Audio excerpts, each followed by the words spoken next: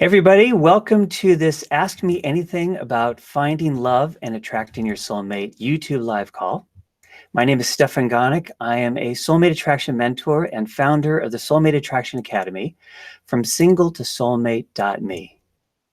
I'm doing these calls because so many of us struggle to find just find a good relationship, much less their soulmate.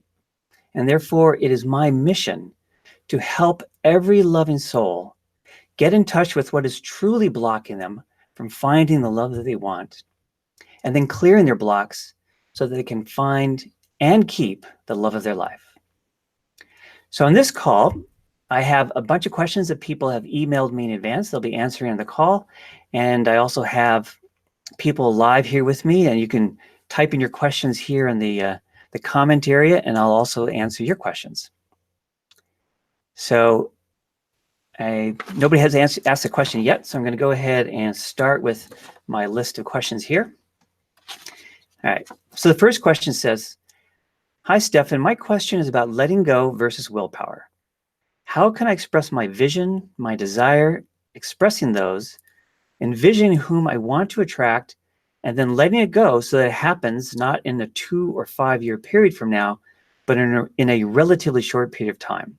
I really feel I'm ready to meet with the right one now." All right, so this person wants to try and set things up for themselves so they can attract their soulmate, their ideal partner. First of all, I want to say one thing about soulmate. A lot of people have different definitions of what that means, and I'm not really too worried about the exact definition people mean by that. Let's just use for now the definition that it's an amazing partner and relationship. Okay, so it doesn't have to necessarily be some spiritual ideal, but just finding a great, amazing, wonderful partner. Okay, so we're going to use that as a definition of soulmate. So this person is basically asking a question that relates to something called the law of attraction. And if you don't know what the law of attraction is, I'm going to give you like a super short little definition of it so I can go ahead and answer this question. So the idea behind the law of attraction is that you put out to the universe, if you want to think of it that way, what you're wanting, and then the universe will respond with things that will match your vibration. So in law of attraction circles, they talk about vibration. So what is vibration? Our vibration is the sum total of everything that we're thinking, feeling, wanting, our intention, things like that. Okay, so what we put out to the world, to the universe, is that sum total of these things, some of which we are conscious of, and some of which are subconscious. And that part's really, really important. And then whatever matches our vibration will be drawn to us. Okay, so there's a spiritual explanation for this phenomenon, and there's actually a psychological explanation too. But I don't want to use up too much of this time trying to describe all that. The key thing that I want to point out with all this is that our subconscious beliefs, feelings, and things like that are a very powerful force here, more powerful than our conscious thoughts. So it's not enough to just simply say, like, I really want my partner, and I want this, this, and this, and this, and this is what I really want, and I send it out, and okay, now it's going to come back to me. Right. So one of the things about the law of attraction is that when we think about what we want, right, we have some goal, in this case, find our partner, our love of our life. When we kind of focus on that and send it out, we are either going to emotionally be in a place of positive anticipation, right, having positive feelings about this goal. So it might be a sense of optimistic hopefulness, or it might be a sense of just warm contentment and anticipation, or any of these kinds of positive feelings. Or what can be going on for us are our negative feelings about not having it. So it's either the positive feelings about getting it or the negative feelings about not having it. So one of the ways you can test this for yourself is to imagine what it is you're wanting. Think of the thing, soulmate, or this really applies to any goal that you would use the law of attraction for, but in this case, soulmate.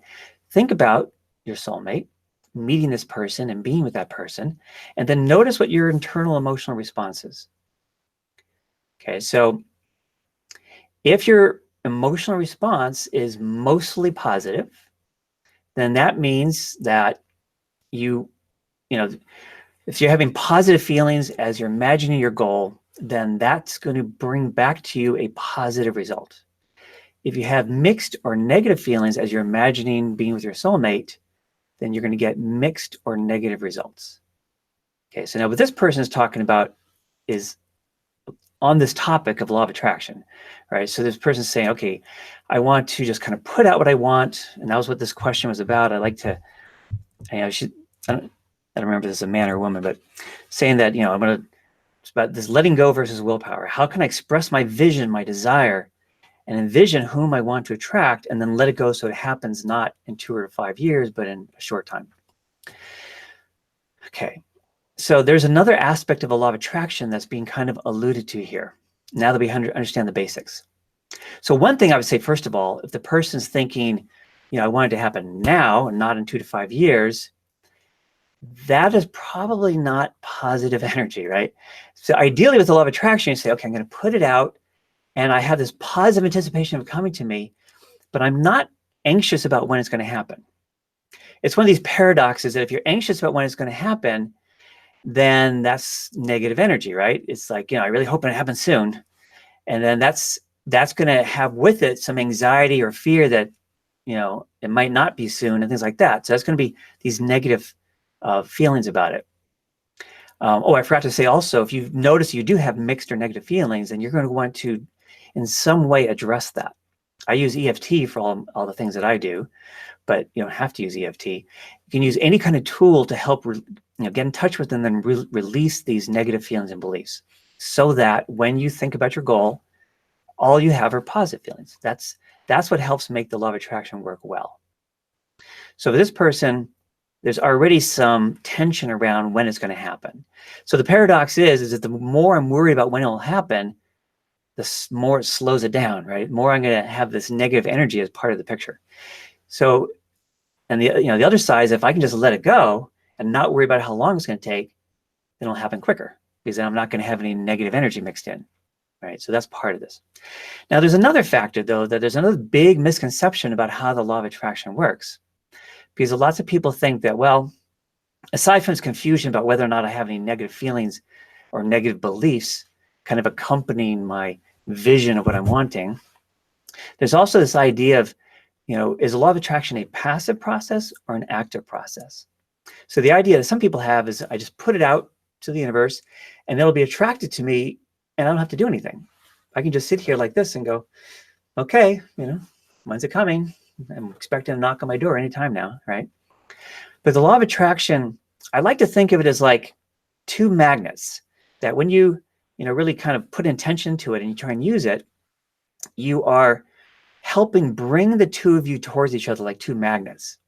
But what happens if there's a wall in the middle, right? You're coming here and there's this wall in the middle that gets in the way. Well, if you want those two magnets to make it all the way together, they're going to have to go around the wall and meet on the other side, right? They have to be able to get past that physical obstacle. So the law of attraction is like that, in that as you're being drawn to each other, the universe is going to give you little subtle urges to do something that might be a bit out of the ordinary. It might involve doing something that you wouldn't normally do, or it might involve doing something you would normally do, but at a weird time. Like, normally you go grocery shopping on a weekend, and now for some strange reason, I just get this urge to go Tuesday night. I never go on a Tuesday night, but tonight I just feel like going. I don't know why, right? So the law of attraction is going to try and assist you. It's going to give these little nudges. So you have to be open and receptive to getting that. Because lots of times people get these funny little urges, and let's dismiss it like, wow, that was weird. And so I'm not going to do it. But you want to do it. I had this big law of attraction story that I'm not going to spend too much time going into, but just suffice it to say, it involved me doing something, I'll say a little bit. I'm a very avid partner dancer. I've been doing it for almost 40 years now. And I saw this email about a dance through this personal growth organization And it was a Valentine's dance, and it was like a 2-hour drive away at a hotel, and I'd have to stay there. And normally going to something like that would be torture for me, right? And can you imagine somebody's been like really active, avid dancer going to a dance filled with non-dancers. So there's great music, good dance floor, everything except for actually people to dance with. But I had this urge to go, this inexplicable urge. So I honored it because I know about the law of attraction. And actually 2 weeks before that email, I had been doing a law of attraction exercise. So I went, and sure enough, I met my next girlfriend, who was actually my last girlfriend before my wife. So that'd be an example of just doing something that you just get this odd little urge to do it. So for this person saying, I don't want to have to wait 2 to 5 years, I'd like it to happen relatively soon. My biggest answer to you is A, try and let go of the time frame, right? Don't get tense around the time frame because, as I already said, that's going to slow you down. And B, be open and receptive to doing these out of the ordinary things. So that's my answer to that. Let's see. So one person gave me a whole bunch of hearts and said, I appreciate this talk. So thank you very much for that. And if you have any questions to add to that, I'd be very happy to answer that as well. So I hope you found that story interesting. By the way, when I did get to this dance that cost me $200 to attend, I'm like driving out this 2-hour drive, knowing it's going to cost me $200, thinking, this is such a crazy thing to do, $200 to attend a horrible dance. I said, if I don't meet somebody at this dance, this is going to be an incredible bust. On the other hand, if I do meet somebody, $200 is not that big a deal.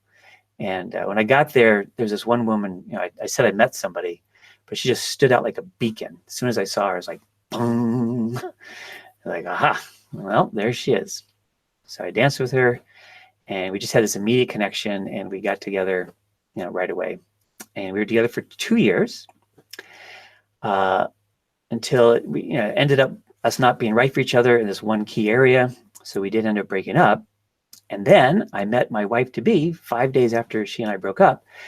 And she had also been in a 2-year relationship during the exact same 2-year period. And she had broken up just a week before. So we both met each other within a week of ending our prior 2-year relationships.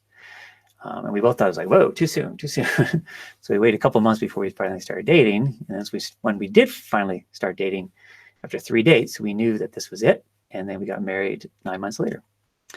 So anyway, just wanted to finish up that little story there. All right, so next question. And remember, people live, feel free to type in your questions in the comment area. All right, it says, I wonder if there is such a thing as being in the wrong country to find your soulmate. If you feel your culture is very different from the place you're living in, regarding interpersonal relations, friendships, sense of humor, expectations of behavior, etc., or even language problems, is it still possible to find a soulmate? Or does it mean you should move to another country in order to actually meet a good partner? All right. So this is one of these, well, in my experience, having lived in another country myself, actually, but the culture, again, was quite different from mine. I think, in my experience, you can meet somebody great wherever you are. Now, having said that, if you don't like living in this country, if you're living in some foreign country and you feel this big culture clash and you're not enjoying being there, then if you're unhappy in the country, you might consider moving for that reason, right? If you have to stay and you're unhappy there, then I would try and get yourself in a better place around it. Being in another culture can be a very rich experience, even if there's differences. But in my experience, this is, again, sort of a law of attraction thing. There are people everywhere you go that you can draw to you, that you can draw to each other. And the culture thing doesn't necessarily matter, right? The cultural differences might create a little friction here and there, but I'm not somebody who believes that we only have like one soulmate. Like you got one shot, that's it. And if you're not living in the right location, oh well, you don't get to be with that one person in the world. I think we have multiple people that can be fantastic partners for us. The more clear we get, the better able we are to be with a really amazing partner for us. And I think that when you clear yourself, you can find a great person anywhere. So this can be, this question may be representing some limiting beliefs within yourself. And in fact, this person wrote a follow-up question. And Jessica, I see your question. I'll come to yours after I finish answering this one. So there's a second part to this that I'm kind of leading into. This person writes, similarly, is it possible to meet your soulmate if you're not yet living the life you dream of, but trying to work towards that point? For example, in the case of an aspiring musician who has to survive doing boring day jobs, a person attempting to change a career path, etc. I keep reading that you have to somehow be in a perfect place in your life in order to meet your soulmate. But what if this perfect place is not quite yet within reach and you're doing all you can? Are chances of meeting a soulmate diminished in that case? So again, it is similar to the country one. It's like, all right, do I have to be in the right internal country, right? Do I have to be fully actualized? Do I have to have my ideal career already accomplished? Things like that. So let's think about the definition of a soulmate. I said at one point that it's just an amazing partner. Well, what makes somebody an amazing partner for you and vice versa is that you are intrinsically strongly attracted to everything that makes you uniquely you, right? Your soulmate is attracted strongly, intensely attracted to everything that makes you uniquely you. And who you uniquely are, you're already that person. You don't have to get somewhere. You don't have to already have actualized your job. You don't have to be in the right country or anything like that. You are already you, right? You don't have to change anything. In fact, to me, the biggest goal is to just be comfortable being ourselves as fully as possible, right? Lots of times out of our own insecurities and self-doubt and things like that, that we'll try to be something other than who we are, right? We'll try and be more pleasing in some way, ways that we think other people will want us to be. But those things actually make it harder for our soulmate to see us, right? Because if you agree that by my definition that, that our soulmate is somebody who's attracted to who we uniquely are, well, if I'm not showing who I am, then it's gonna be harder for my soulmate to see me, to recognize me, right? So for me, the goal is the opposite. The goal is to just be the most fully ourselves as we can possibly be. And lots of times we're able to do that with our closest friend. This is a person we feel really close to, really safe with, and very appreciated and accepted by this person. And all that, that whole environment helps us feel comfortable being ourselves. And that friend thinks we're great, right? And we think it's mutual, right? So we have this mutual appreciation, admiration society with our best friend. Well, with our soulmate, it's the exact same thing, right? It's the same thing plus hubba hubba, right? You have all the same kind of quality of connection that you have with your closest best friend, but also this intense, romantic connection and sexual connection as well, right? That's really the ideal thing when you think about it. So, when we're meeting somebody platonically, we're usually more relaxed. When we're meeting a potential romantic partner, that's when we get all tense and tight, and it's harder for us to be ourselves. So for this person who has this question, the goal here is for you to be yourself. You don't have to achieve your ideal career yet. You don't have to be living in the ideal country, none of those things. What you want to work on is being comfortable with yourself. So my guess is that there are self-doubts and things like that going on within you, that maybe there's some ways that you're not feeling worthy of your ideal partner. So that'd be something that'd be really important to heal. Or you may not feel like you are okay as who you are.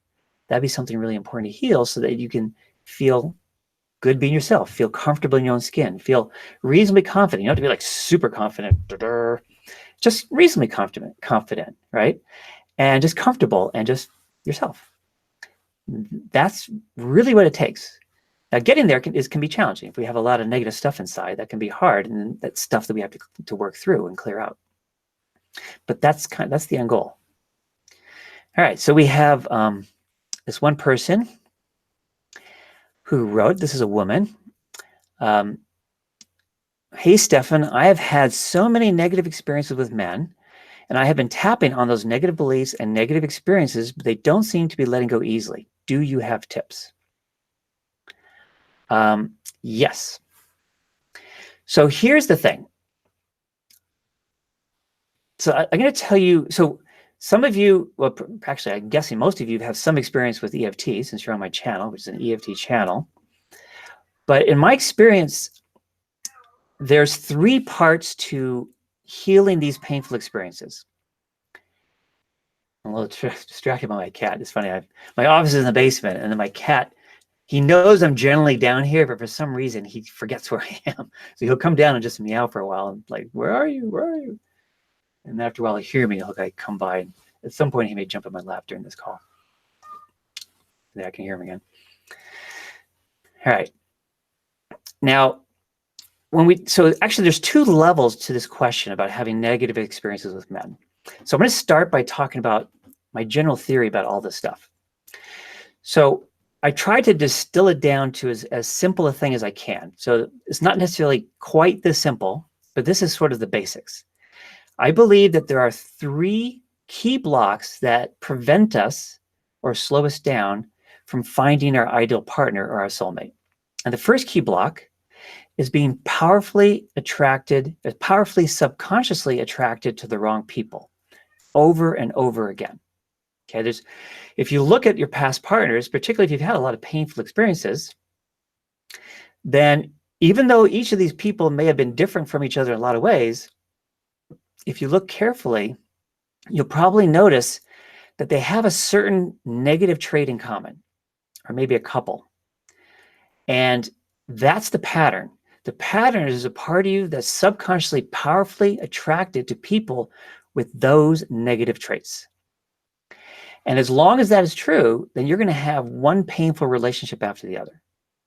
And where do these negative traits come from? These negative traits come from the most painful traits we grew up with our parents.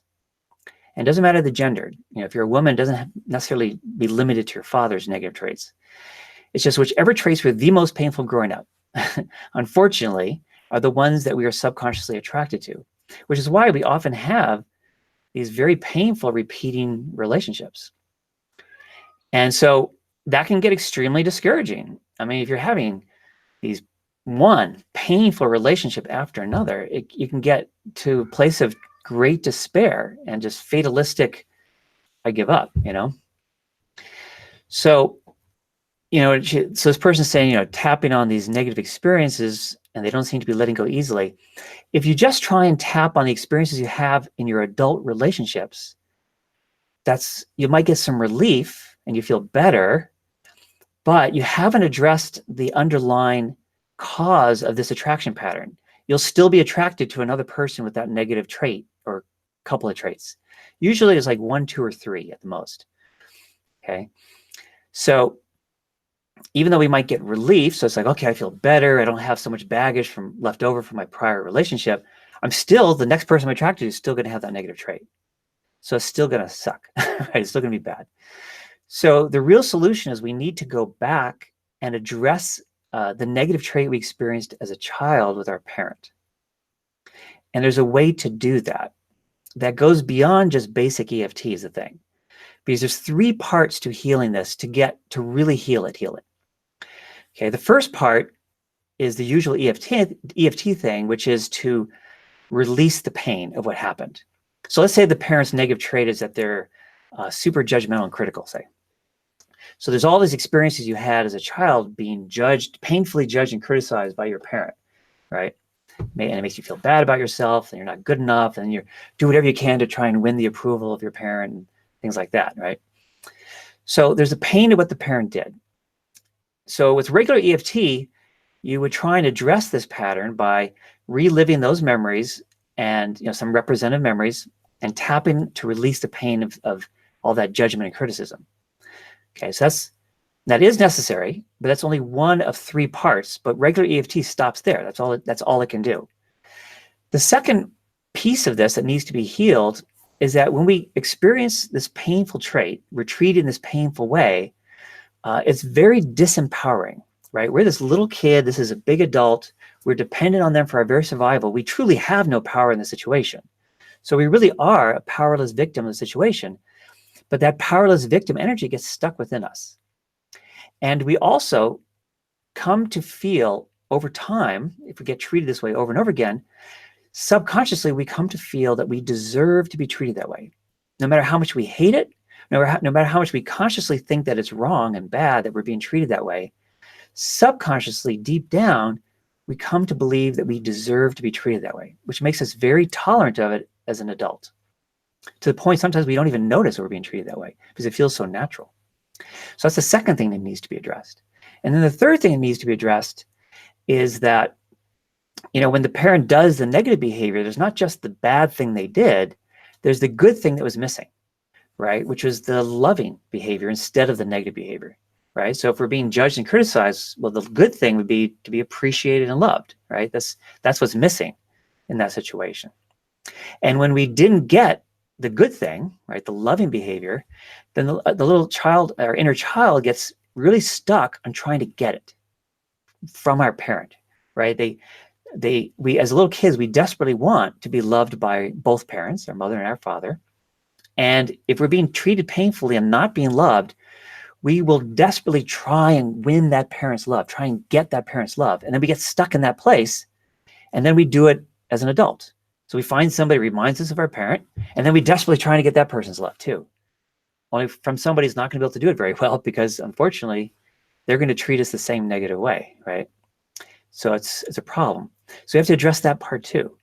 So to really heal this, we have to release the pain of what happened. We need to have an empowerment piece to help us stand up for ourselves and feel our power rather than feeling powerless. And then we have to be able to help our inner child get what she or he was missing in that situation. So that's the approach I take to help people heal this stuff. And that's what really works. A lot of people, I've worked with a lot of people who've worked with other EFT practitioners before me, but all they did was that first piece. The second and third piece was missing. And unless you address the second and third piece, it doesn't actually change the pattern. So, and people can even think that they're done with the memory. I had one client come in and, we talked about, we did this family history thing. And I said, okay, this pattern is clearly coming from this experience you're having with your father. And she said, actually, yeah, I knew that already. And I said, okay, our next session, let's work on that one. And she said, well, I already healed it. It says with another EFT practitioner, and it says 0. And I said, well, but do you still have the pattern? And she goes, yeah, I do. So I talked her into trying that memory one more time, and we started to work on it. And initially, she couldn't get in touch with any pain around it. It's still a 0. But then I brought in that second part, right, the empowerment piece. And then all of a sudden, that memory shot up to an 8 out of 10 that she originally thought was a 0. So there's a big piece, this relational dynamic piece, which is where this disempowerment versus empowerment thing is happening, is the relational connection. So I brought that in, and bam, it came up. And then we worked through that piece. Then we brought in what was missing piece. And then she finally broke out of the pattern. So that's the kind of thing that it really takes to change these patterns forever. So coming back to the person who said, I've had so many negative experiences. Well, the way to get your hope back is to address the root cause of it, which is the negative experiences you had with one or the other or both of your parents. That way,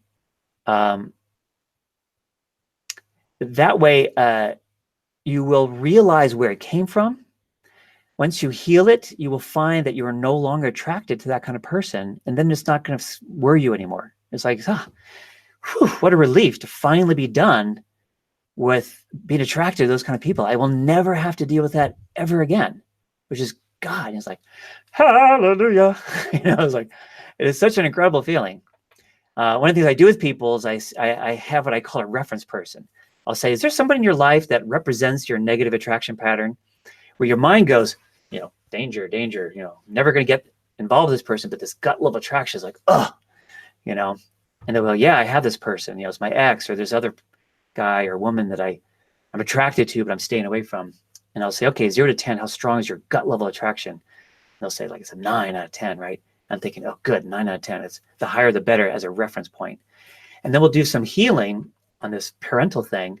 And after each healing session, I'll say, okay, check in on your attraction to that person now. And they'll go, well, now it's a 6 out of 10. And then later, now it's a 3 out of 10. And then, after a few more sessions, like, wow, it's a zero. And not only is it a zero, I now have this kind of yuck feeling. Like, ugh, I can't even relate to ever having been attracted to that person. So it's like kind of weird, you know? When you get to that kind of yuck aversion feeling, you know that you've broken free of that pattern forever, and it'll never be an issue for you again. So that chapter in your life will be over, which is really cool. Let's see. Got it. The same person said, got it. Receiving love can be hard. Well, that's actually another question. I'll come back to that. And somebody also said, Stefan, will there be a recording of this awesome lecture available? Well, first of all, thank you for the awesome word. Yes, this is a YouTube live, and it's being recorded as we're going. So once this is over, and I press the stop broadcast button, within, I don't know, like 10 minutes, 30 minutes, I don't remember how long exactly, it'll be available very quickly. So you'll have this recording available to you. Let's see. Okay, actually, there's another question I'm going to answer first, just because it's super quick and easy. What is the current or latest consensus on why or how tapping works? Sometimes I just say the script out loud and it works without the actual tapping. That's a good question. Nobody knows. None of us actually know why EFT works. That's why it's easy to answer this question. It's like, I don't know. What we do know is that there's now over 80 research studies confirming that, yes, indeed, it works. And there's some ideas, you know, Gary Craig talks about disturbances in the energy meridians, and there's what's his name? Feinstein is his last name. There's this guy, is a psychologist who's kind of involved in the research around it, who you know, has another theory as to maybe how it works. And you know, Gary Craig did imaginary tapping. You don't even tap; you just imagine you're tapping, and it works. We don't really know why it works. All we know is that it's amazing and it does work. So that's a quick and easy answer to that. All right, so I'm going to come back to the question about receiving love can be hard. That's basically a safety thing, but there's somebody else that asked actually this similar question, so it's going to come up there. All right, so next question is, yeah, this is a fun one. I find a lot of controversial advice being really overwhelming. Everyone is saying, be authentic, like I did, right? Just a little while ago. Be authentic. Be your true self is what I'm really saying. That means honest. If I am honest, I want sex in a half hour when there's chemistry with somebody. Then they're saying, don't give it to him. Don't. So being not authentic, plain modest wifey, I feel deceitful, deceiving him and myself. Giving in to my powerful desire means he either disappears, why, oh, why, ye gods, she wrote that here, or comes back only for that and nothing else, for sex and nothing else. What's a girl to do? I really find it easier to stay home. At least I don't have to suffer from sex deprivation, having a certain guy in mind. When I do what my body tells me to do, I am oh so bad. Women, being sexy, being playful, don't hold back, initiate. When I don't, I suffer in frustration. Women, don't sleep with him, play hard to get, be a prize. Makes my head spin.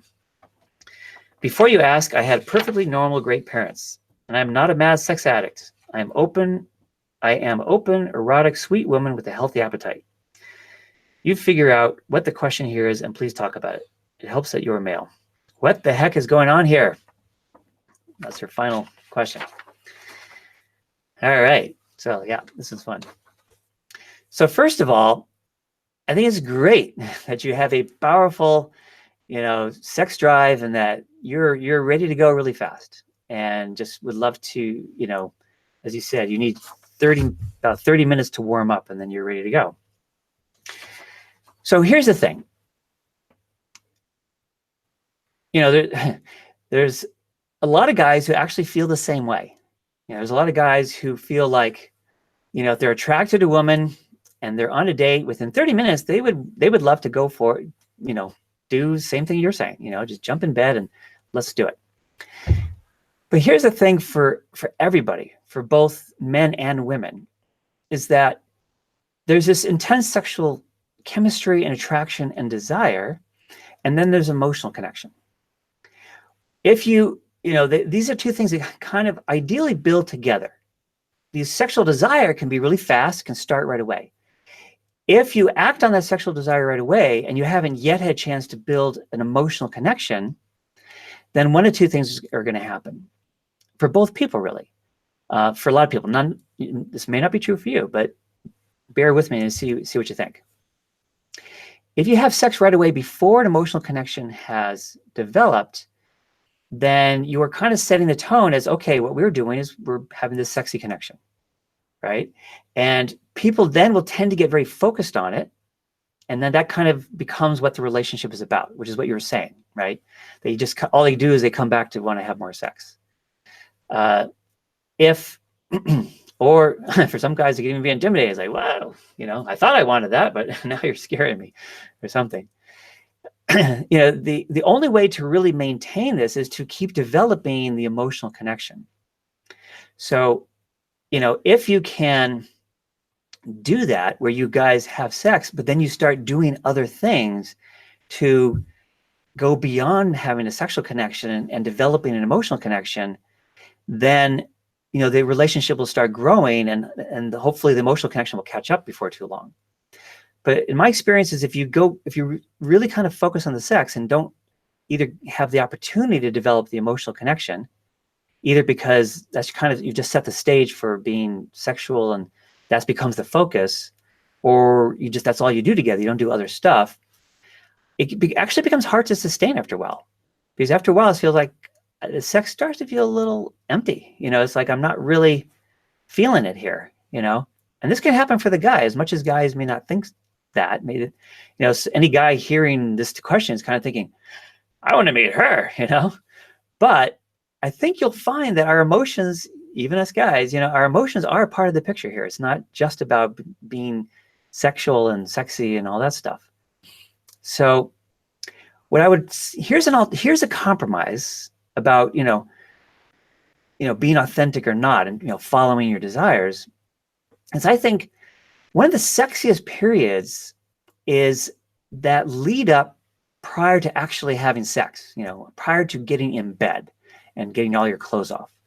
Like the making out part, right? There's a new person and you're just kissing and exploring each other's lips and neck and face and, ears and just kind of stroking each other, but keeping your clothes on.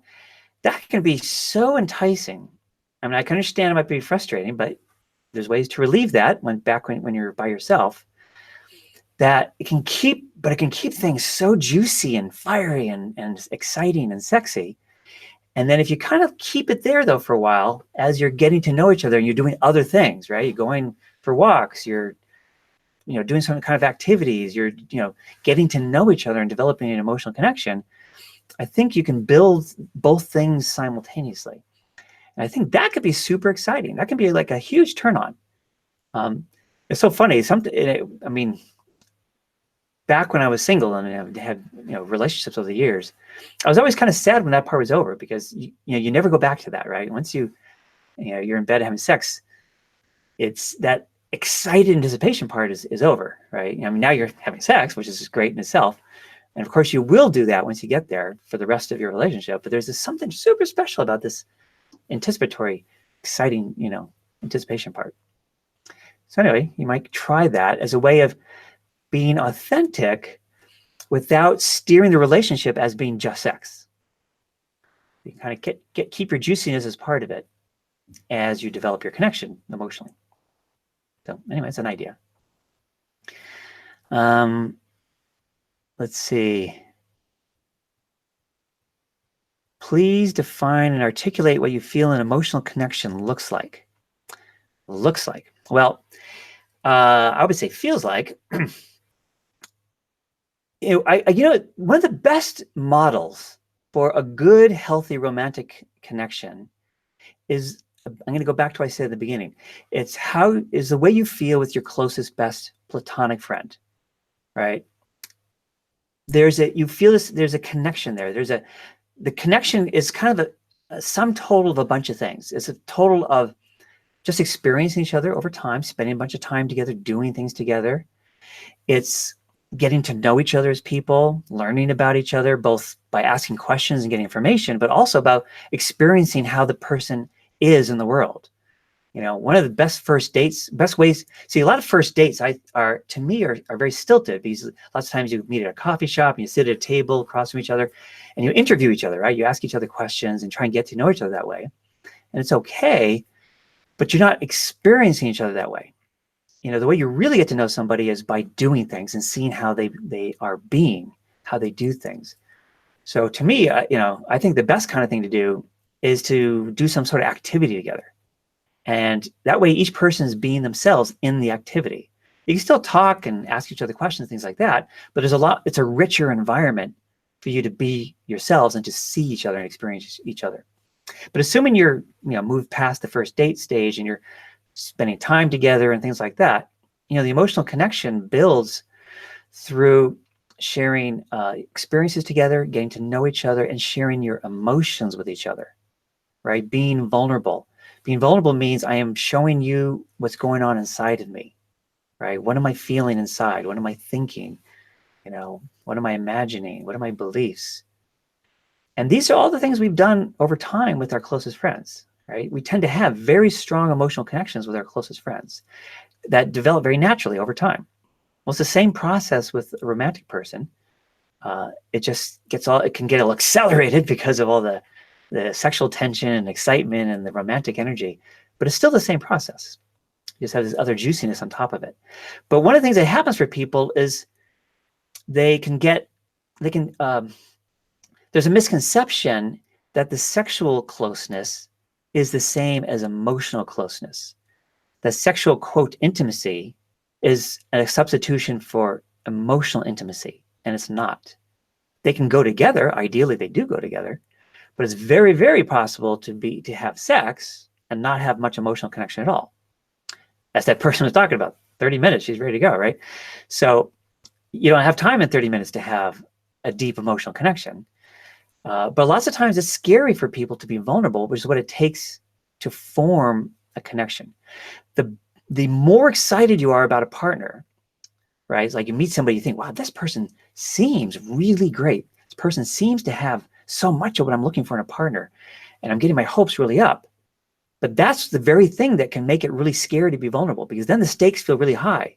You know, if this person seems so amazing and it doesn't work out, then I'm going to be crushed. You know, it's like, oh. So if I'm scared that it's not going to work out, then I'm going to be even more scared to reveal myself, because I may have this fear that, well, if I really show you all of who I am, then you may not like all of who I am, and then you'll reject me. And then we end up preventing the very intimacy and connection that we were hoping for. And if we feel too intensely afraid to really be ourselves, we will ultimately sabotage this burgeoning connection that we're trying to build with this new person, to the point where it doesn't work out. You know, that's one of these really sad things, that, you know, the better the person is, the more scared we get, the more we then hold back and guard ourselves, guard our heart, and protect ourselves, and don't reveal, you know, share, you know, or not vulnerable and really share ourselves, the less likely it is to work out. So that's challenging, right? This is another area. Oh, I just realized I didn't tell you what all three key blocks were, because this brings me to the second block. So the first block is being powerfully attracted to the wrong people. The second block is having fears and limiting beliefs that interfere with or even prevent us from being with our ideal partner. And that's just what I was kind of talking about. The better this potential partner is, the more scared I get, and the more strongly my negative or limiting beliefs might be, which will interfere with me being with this person. It'll cause me to sabotage myself in some of the ways I was just describing, right? So that's the second block. And the third block is the law of attraction thing that we started with at the beginning, right? The law of attraction is always present. It's always working, but it's either working for you or it's working against you, right? But it's always working all the time. So we try and be conscious about it. We try and get in touch with what's going on for us, and then address it so it can work for us instead of against us. So that one's not quite like the first two blocks. First two blocks are blocks. They're blocks. If you clear those two, the law of attraction one is going to work better anyway.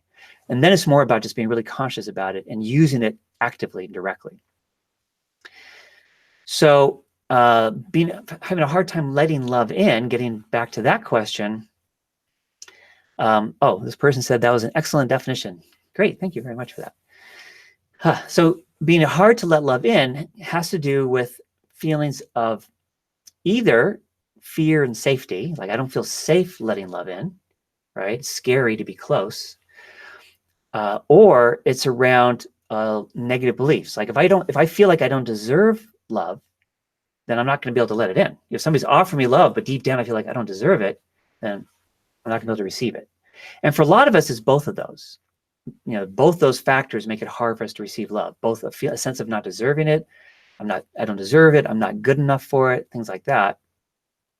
Or I don't feel safe to let somebody that close, to let somebody in that much because of painful experiences I had in childhood, which makes me scared of being really intimate. That's why a lot of people have relationships where they feel sort of close, but not really necessarily intimate. And then they'll mistake sexual closeness for intimacy. I always cringe a bit when somebody uses the phrase, well, we were intimate last night. And I'm thinking, oh, really? You were sharing, your deepest feelings and stuff like that?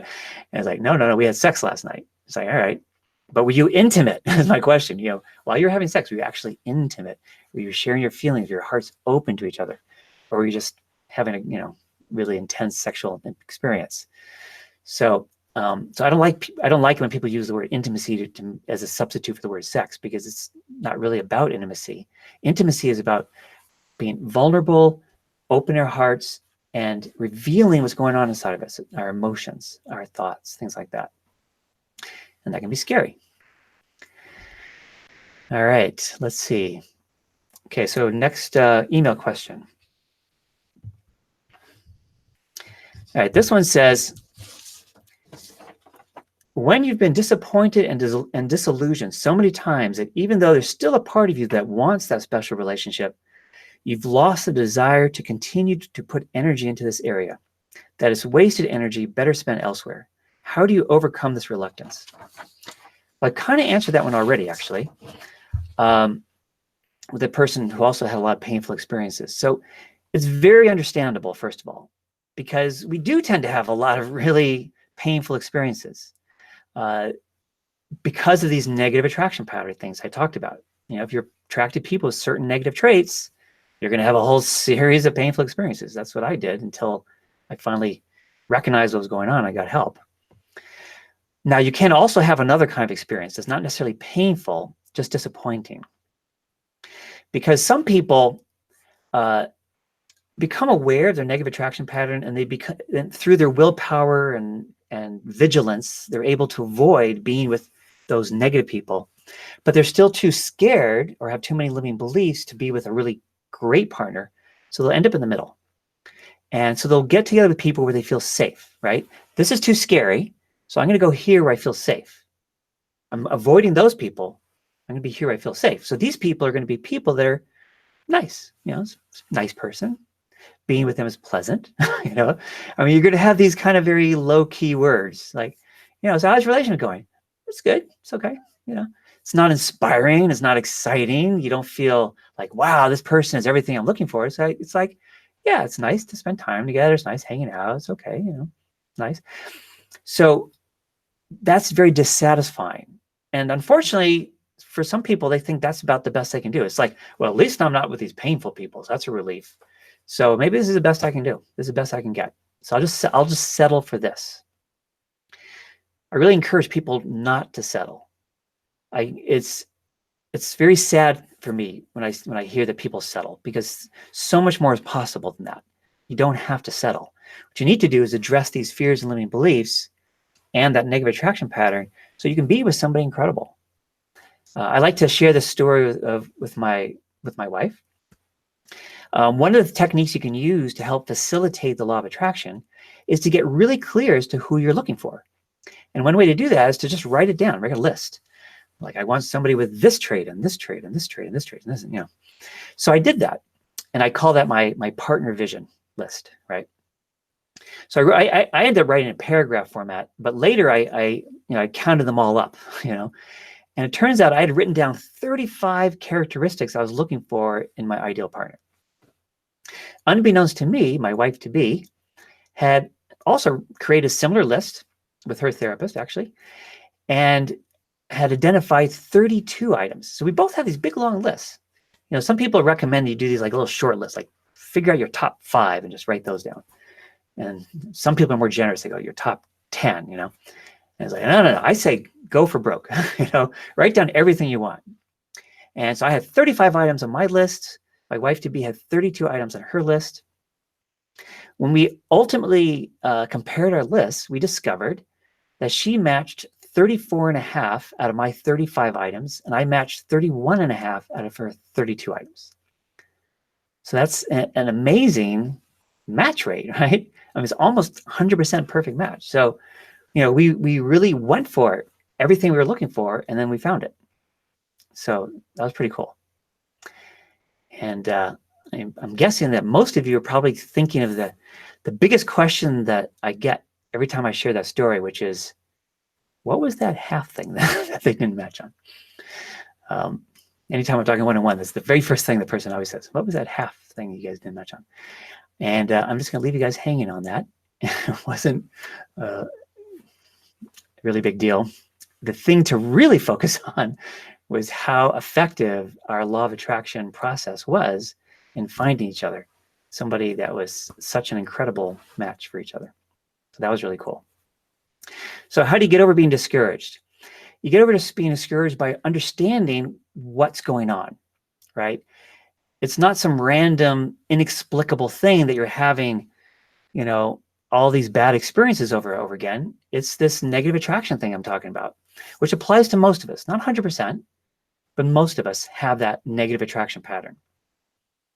In fact, I had, so first of all, the first step for most people, not everyone, but most, is to heal that and break out of that negative attraction pattern. And I mean really break out of it. So here's the story I was about to say. I had somebody I had this free mini course called The 3 Secrets to Attracting Amazing Love, which talk about these 3 blocks in more detail than I'm doing now. And also how to, more detail about how to break out of it. So I encourage everybody to sign up for it. It's free. Just go to my website. The very first comment I put at the beginning of this YouTube live is a link to my website. So you can just go get the mini course there. But I had this really interesting call. This woman called me up. She goes, Stefan, I signed up for your free mini course a year ago. And I read it and I thought it was great. And I really got this negative attraction thing you talked about. And so I tried to deal with it on my own. And for the last year, this is what my love life has been like. I'd meet some guy. I'd be super attracted to him. We'd go out on one date. And during the course of that one date, I would recognize that, he was one of those guys who fit my negative attraction pattern. So I'd cut it off right there. So I really appreciate how this has helped me not get into another painful relationship like I had all the ones before. But then I'd meet this other guy. I'd be really attracted to him. We'd go on one date. He'd be another one of those guys. And I'd cut it off right there. Dodge another bullet. And then it happened again. And then again. For a whole year, that's her whole love life was just going on one date at a time with these guys and recognizing in one date that these one of those guys and cutting things off, but she couldn't get past that, right?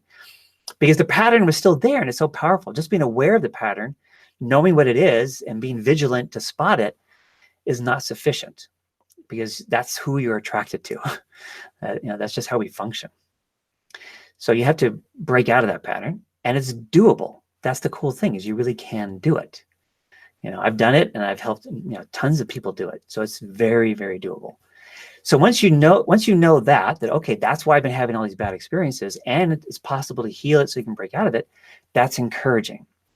And then if you imagine your ideal partner and you feel scared of being with that person and all these negative beliefs come up, like for me, one of the first negative beliefs I identified the day I first got in touch with this stuff was the kind of woman that I am super interested in couldn't possibly be interested in me. Right. Talk about a self-defeating negative belief, right? As long as that negative belief is there, there's no way that I was ever going to be with a kind of woman I really want to be with. And in fact, I just stayed way away from them. If I saw a woman like that at a party, I would go the other way because it's just too scary and intimidating. And I felt, I was convinced that there's no way she could be interested in me. So what's the point, right? But once you understand that and you heal those fears and negative beliefs, then approaching a really exciting person feels easy, right? When I met my wife to be, approaching her was not hard at all. Felt very natural. And natural and exciting, but in a good way, not in a scary way. It's like, wow, this person's just got this really great energy. And I was like, you know. So there's hope is the point, right? This is how you reclaim the hope. It's like there's an explanation why things have been the way they've been, and there's a way to address all these things. Therefore, I can have hope again. You really can turn this around. All right, let's see if we have any other questions. So far, no more chat ones. Nope. Okay. So I have one last email one. Now this one's a little intense. It's kind of on the same line, only more intense about it. This person, I'm kind of even debating if I should really read all the details because it's very, very, very negative. This person writes, I am so tired of hearing, listen to me, pay me, and you'll be fine. Basically, this person, she's saying that, quote, love gurus are just similar to big pharma, who's just, basically it's all bullshit, and we're just trying to, get your money and have you just keep coming back and just pay us more money, and nothing we do is going to really help, and things like that. And she says, she closes by saying, sometimes I think you're talking to imbeciles. Maybe you are. So, and I'm not even including much of the negative energy here, but here's the thing. This is somebody who must have had a lot of really bad experiences. First of all, bad experiences in her love life, which is, as we know, extremely discouraging. I felt discouraged in my early years because it took me a long time. I didn't have EFT. I didn't have somebody with the same understanding I have to help me through it much more quickly. So for me, it has spanned many years. So there was times when I felt really discouraged because it was like, God, it's taking me forever. I mean, now I can help people in months. It doesn't have to take years or decades or never, unfortunately, for most people. So on the one hand, I imagine she's been having really bad experiences and is super discouraged. So, I can really sympathize with that. I felt that myself. Two of the people on this call expressed similar feelings. So it's very understandable. And I can also understand that a lot of the advice that, dating or relationship experts share, I do also find to be of a limited helpfulness because most of the advice doesn't go very deep. Okay. I had an experience myself many years ago before I met my wife to be. I don't remember exactly how long it was, but anyway, several years back. There's this book I read that's one of the big books out there. I don't want to name which is because I don't want to sound like I'm saying something bad about somebody else, but I read the book and it was very interesting. And they had, in addition to this book, this sort of live weekly program that I enrolled in. I thought, I'm open to learning new stuff. There's what I understand, but I don't know everything. So I'd be happy to participate in this thing and see what kind of benefit I can get from it, both conceptually and whatever processes we're going to do. That'd be great, right?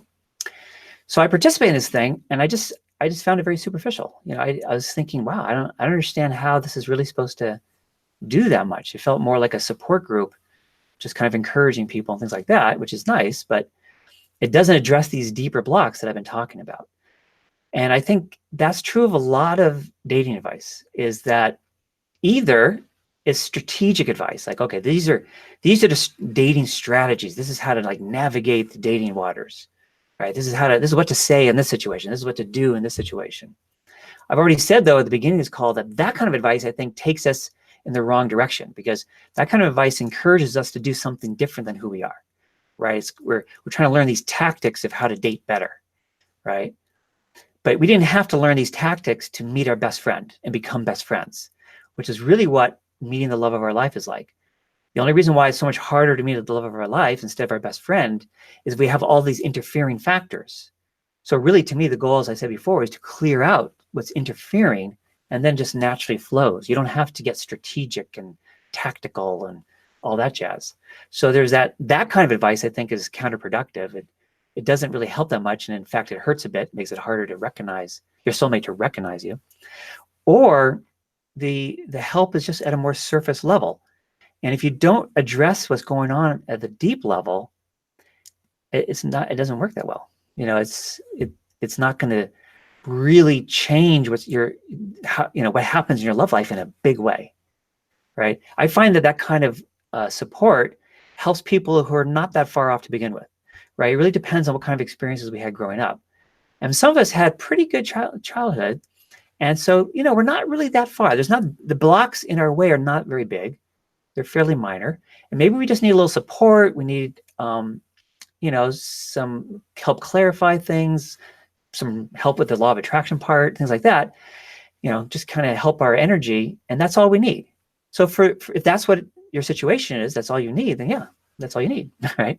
But for those of us who are pretty blocked, which unfortunately is 75% of marriages, as I said, actually, I don't know if I said that, but 75% of marriages fail, right?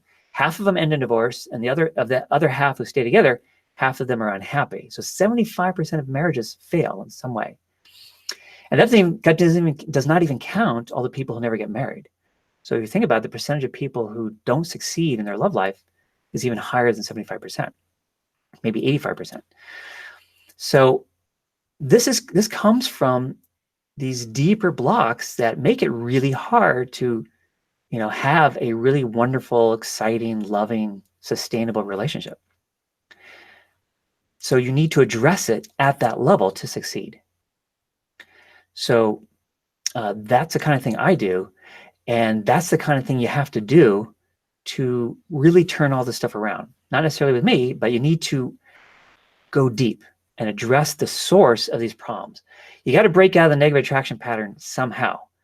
I did a different way. With my therapist helped me do it in his way. It took me 3 years to break out of that pattern, but I broke out. Yay! I mean, that was thrilling when I broke out.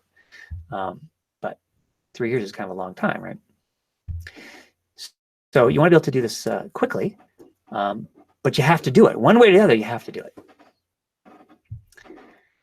All right. So this person, like I said, who's gotten extremely disillusioned. Hopefully this has resonated with you, that it makes sense that, the kind of help that's available, you got to find the right kind of help, right? And it's got to be address things at a deep level. Whoever it is you get help from, see what kinds of stuff they're talking about. They're talking about the deep, psychological, emotional processes. That's what's going to give you the big help if you've been having a really hard time in your love life. If they're not, then it's probably not going to help that much. All right. Anybody else have any questions? Doesn't look like it. So, all right, fantastic. This has been a great call. I plan to do these monthly. Like I said, the recording is going to be available very soon. As soon as I hit the stop broadcast button, the recording will be available shortly. I encourage you to go to my website at singletosoulmate.me.